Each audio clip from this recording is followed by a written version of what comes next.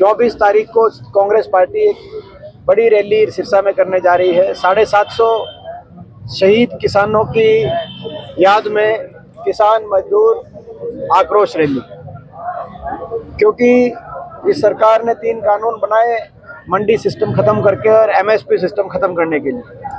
किसान मजदूर व्यापारी आड़ती सब उसके लपेटे में आने जा रहा था, बड़े उद्योगपतियों को फायदा पहुंचाकर, और हरियाणा और पंजाब की अर्थव्यवस्था को चौपट करने की वो योजना थी, तीनों कानून।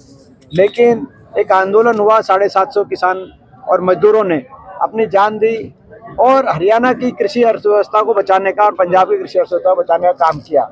लेकिन अब निर्णायक घड़ी आ गई है, क्योंकि अगर हरियाणा के चुनाव में बीजेपी को झटका नहीं मिला तो वो कानून कहीं दोबारा भाजपा नहीं लागू कर दे, इस बात की भी लड़ाई है।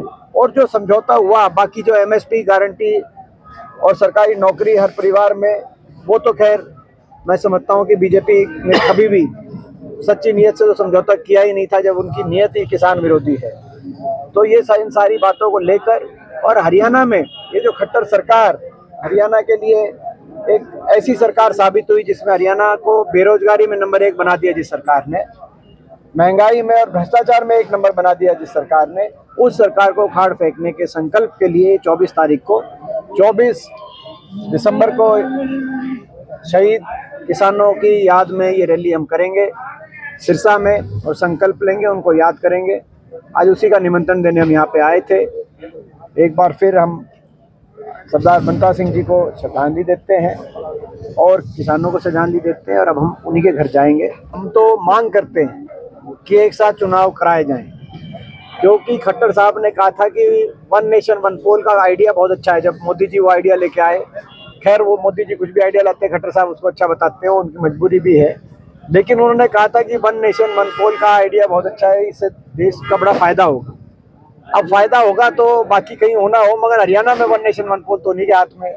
तो अपनी बात पे टिके रहे। हम खट्टर साहब से कहना चाहते हैं कि अपनी बात पे टिके रहो और हरियाणा के अंदर चुनाव कराने का काम करो, ताकि हरियाणा की जनता का इस सरकार से जल्दी से जल्दी पीछा छूट सके। इस रैली का दूसरा अर्थ पिंडा छुटाओ रैली भी है। हरियाणा के लोग इनसे पिंडा अपना छुटाना चाहते हैं, तो ये भी हमारी इस रैली का एक मकसद है। उनका कौन सा क्या है, क्या कहना है क्या नहीं, वो ज़्यादा सीरियसली लेने की बात नहीं है, क्योंकि ये वही चाबी है जो खुंडी होगी, ये किसी ताले को खोलने में कामयाबी नहीं मिल रही। हरियाणा में उनकी दुकान पे ताला लग गया, ये ताली चल नहीं पाई, ये चाबी चल नहीं पाई। उसके बाद उन्होंने सोचा कि शायद राजस्थान में कोई सी वो चाबी कहीं किसी ताले पे फिट बैठे, वहां भी लोगों ने उनको नकारने का काम किया। इन्होंने लोगों को धोखा दिया है। 8 तारीख को दुष्यंत चौटाला और जेजेपी पार्टी ने अपने मतदाता को धोखा देके दोबारा से बीजेपी की सरकार बनाई।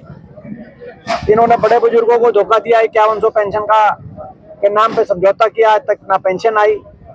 इन्होंने किसान आंदोलन में किसानों से धोखा दिया, तो महिला पहलवान आंदोलन में खिलाड़ी और महिलाओं के साथ धोखा किया।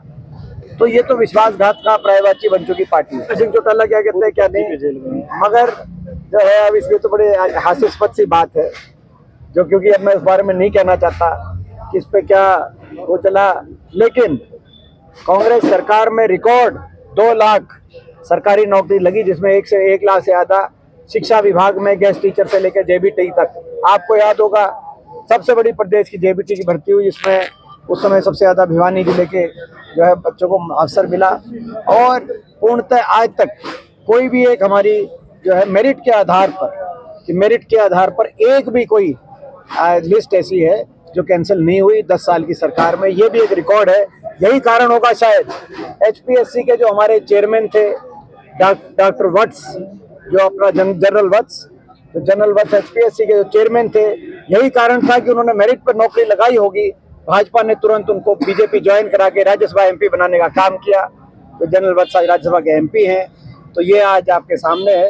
ये मैं समझता हूँ भाजपा की सरकार ऐसी है कि रिकॉर्ड पर पेपर लीक हुए, खर्चा भी और पर्चा आउट कराओ भी। ये खर्ची पर्ची की बात नहीं रह गई, ये खर्चा करो और पर्चा बाहर कराओ, ये वो सरकार बन गई। Record paper leak, HPSC SSC के दफ्तरों में करोड़ों रुपए की बरामदगी हुई, ये वो सरकार है। फिर भी वही चेयरमैन लगे हुए हैं।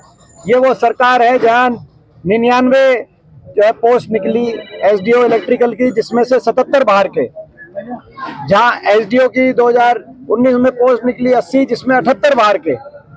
मेरिट पे हरियाणा के 2 आते हैं, 78 बाहर के आते हैं। ये कौन सी मेरिट है? इतने तो आईएएस के इम्तिहान में और यूपीएससी में इससे ज्यादा हरियाणा के आते हैं। एसडीओ में हरियाणा के उतने नंबर नहीं लग पा रहे। ये कौन सी मेरिट है? मैं इस सरकार से पूछना चाहता हूँ। ये सरकार जो है, इन सरकार में हरियाणा के नौजवान को देश में सबसे ज्यादा बेरोजगारी देने वाली ये सरकार है, और अपनी जो विफलताओं से ध्यान डाइवर्ट करने के लिए इस तरह की बातें